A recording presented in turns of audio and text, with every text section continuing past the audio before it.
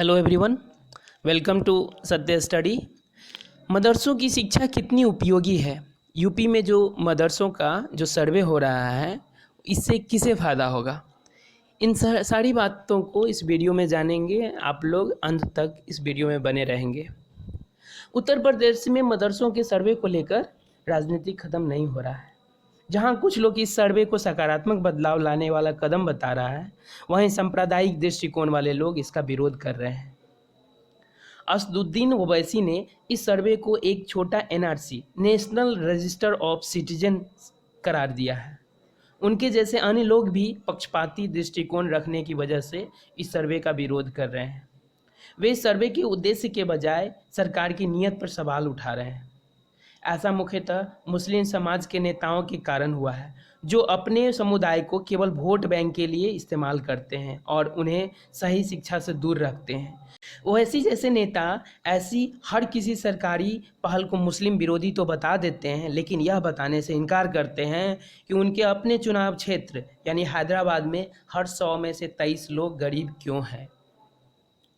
यहाँ उनकी पार्टी ने 8 विधानसभा सीटों में से 7 सीटें जीती हैं।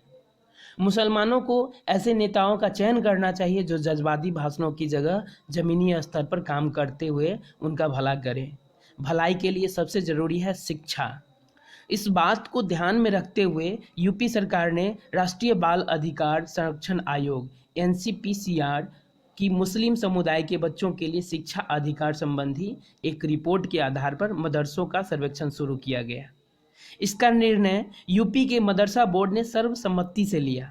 अनुच्छेद 15 के 5 सरकार को ऐसी नीतियां बनाने का अधिकार देता है जिनके जरिए समाज के पिछड़े वर्ग का उत्थान किया जा सके। आज़ादी के 75 वर्षों के बाद भी मुस्लिम समुदाय शिक्षा एवं समृद्धि में काफ़ी पिछड़ा है। ऐसे में मदरसों के सर्वेक्षण का निर्णय पूर्णतः संवैधानिक है।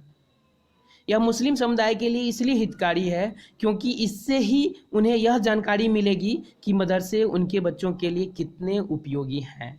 यदि मदरसा शिक्षा उतना ही उपयोगी है जितना कि उसे मुस्लिम नेता बता रहे हैं, तो प्रश्न उठेगा कि क्या वे अपने बच्चों को उनमें पढ़ाते हैं। किसी भी राष्ट्र के नागरिक उसकी सबसे बड़ी संपत्ति होती है। नागरिकों में जागरूकता एवं आर्थिक संपन्नता किसी भी समाज और राष्ट्र की उन्नति के लिए सर्वाधिक महत्वपूर्ण है।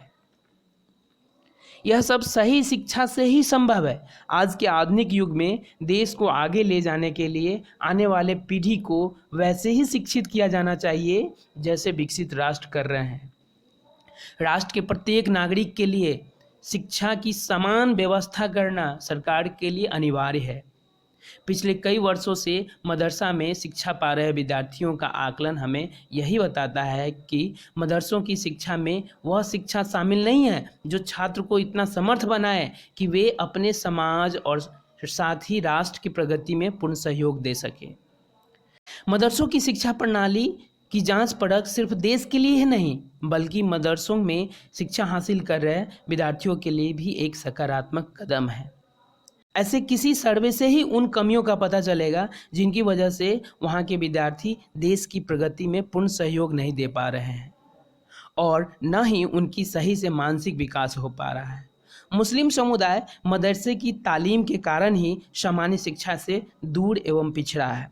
इसका कारण मदरसों में उस शिक्षा का अभाव है जो एक आम छात्र मुख्यधारा के शैक्षणिक संस्थानों से प्राप्त करता है। मदरसों से निकले विद्यार्थी मेडिकल, तकनीक एवं सिविल सेवा संस्थानों से दूर दिखते हैं, वहीं दूसरे संस्थानों से निकले छात्र इन क्षेत्र में काफ़ी आगे हैं। मुसलमानों में सामान्य शिक्षा की कमी के लिए वह शिक्षा प्रणाली जिम्मेदार है जो केवल धार्मिक शिक्षा को ही प्राथमिकता देती है। आखिर मुस्लिम समुदाय के बच्चों के लिए धार्मिक शिक्षा अन्य समुदायों से अधिक क्यों है?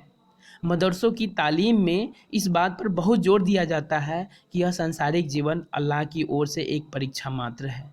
इसी कारण मदरसों से निकलने वाले अधिकतर विद्यार्थी प्रतिस्पर्धी एवं आवश्यक शिक्षा से वंचित रह जाते हैं और वे जीवन भर मदरसों से मिली तालीम के अनुरूप ही चलते हैं। वे अर्थशास्त्र, समाजशास्त्र, दर्शन, भूगोल और विज्ञान इत्यादि में निपुण नहीं होते। इस कारण व्यक्तिगत एवं सामाजिक स्तर पर वे सक्षम नहीं होते हैं और समाज में केवल धार्मिक मार्गदर्शक बनकर जीवन बिता पाते हैं। इससे वे न स्वयं का हित साध पाते हैं और न ही समाज और देश का। आज के सांसारिक जीवन में सभी को हर प्रकार की जानकारी आवश्यक है। यह जरूरी नहीं है कि बच्चे प्रत्येक विषय में महारत हासिल करें, परंतु हर विषय का अध्ययन आवश्यक है।